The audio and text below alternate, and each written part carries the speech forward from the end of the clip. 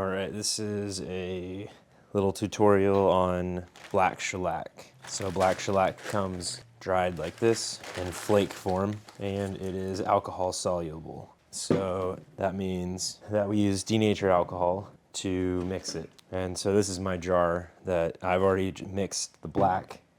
I always just have it pre-mixed like this in an old can, so it's kind of ready to go, so I don't have to wait around for it when I need it. And black shellac, it comes, you know, it's natural. It's a bug that makes this, and I believe the black color comes from them grinding the bug into the I forget what it's called, but it's like a little husk or, you know, whatever their cocoon is. So the black shellac comes, sometimes it looks brown straight away, and usually it has a red tint to it. This is straight from the can. It has like a little bit of a purple red tint to it. So what we're gonna do to make it look more brown is we're gonna mix this green dye into it. And this is non-grain raising dye.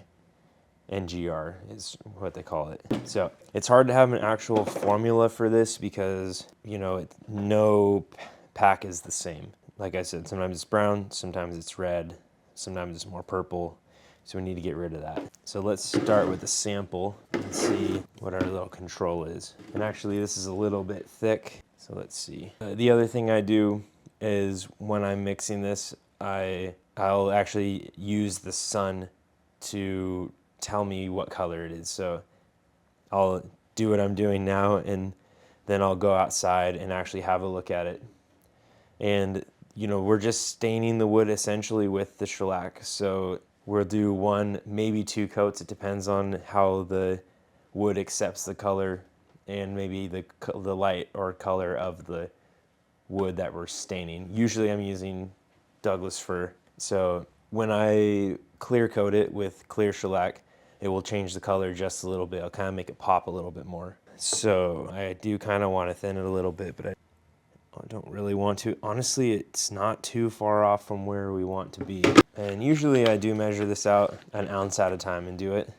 But like I said, let me go see if I have any color, any little cups, just so I can have a little bit of knowing how many ounces I've put in at a time. All right, well, apparently I need to get more cups. Okay, so we're gonna go, and that's about 1 ounce. So I'm gonna start there, start mixing.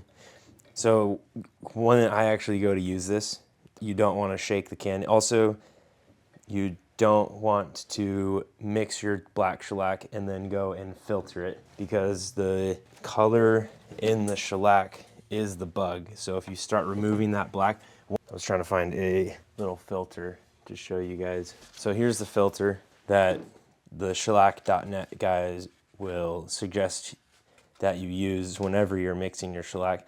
You do not need to do this. I did it once and I used about 30 filters before I got the black out, and then there was no color, it was straight red.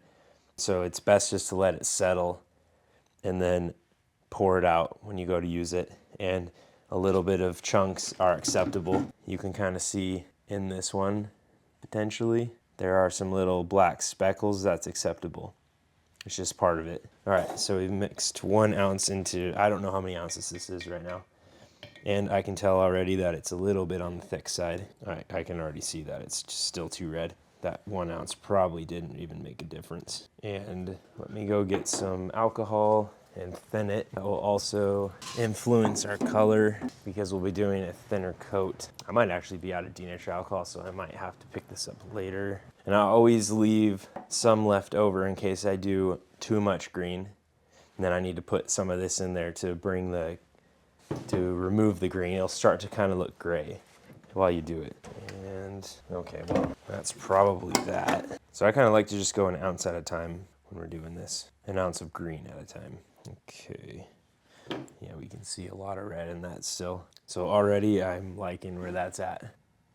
See the lap mark? That's something that you need to avoid when working with shellac. And then you buy a shellac retarder to, you know, this is butyl alcohol. So this will give you some more, it will slow the drying time of this. This stuff dries pretty quick, so you gotta work really methodically. I might honestly only do 1 more ounce of green and call that good. And then I'll do my last test by putting some clear coat over the top of that. But we're looking pretty good already. I've had some bags of shellac show up and they are very, very red. And the other thing that you want to do is what painters call boxing. So each bag you get can be a little different. So if you're using a lot of this stuff, you're going to want to mix all your bags at once, and then they'll all have the same hue. All right, check this one. That's looking pretty good. So I'm gonna call it good for now. So I got half this mason jar. It was half when I started. After adding in a little bit of alcohol and stuff, we're getting up to about a little bit more than half, 5/8 if I would say, on this jar. And that's a pretty nice brown.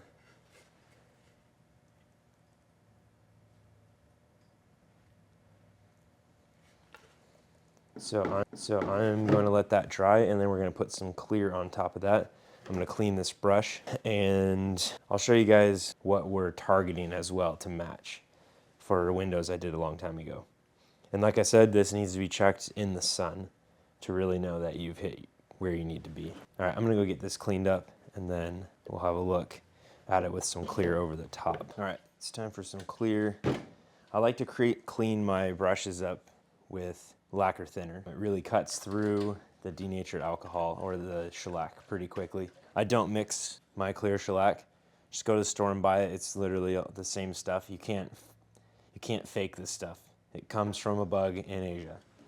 It's all the same stuff. You can get different hues and things like that. I've got all different sorts of colors, from clear to ambers all the way to black. But when I need just amber or I need my clear coat, I just go to the store and buy it. And we only need to, I will build the finish on my windows. Again, this is also only a interior finish. Do not do this on the exterior, it will not last. This is actually looking a little gross. All right, that's better. So it had done some settling actually.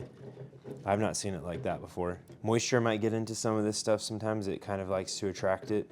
And I wouldn't really worry about that. The moisture will come out of it and you'll be just fine. And I prefer shellac over any polys and stuff because they just have a really beautiful look to them.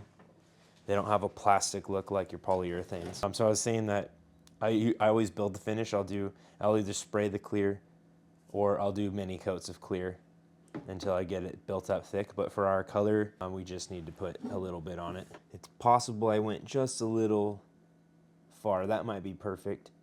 So we might have to add some more in, but I'm gonna leave this here. So I'll check this next time I'm out here during the daylight with the sun and see how I like it.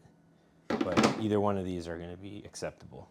So I'll have a look at the windows that I'm matching. So these are windows that I built for that house. This one is a cedar sash, and here is one that is finished. So yeah, actually, we'll need to add a little bit of that black back in. There we go. So we'll need to add a little bit of that black back in. Man. It's got a nice little bit of a brownish red tint to it. So that looks like, you know, honestly, any of those would work just fine.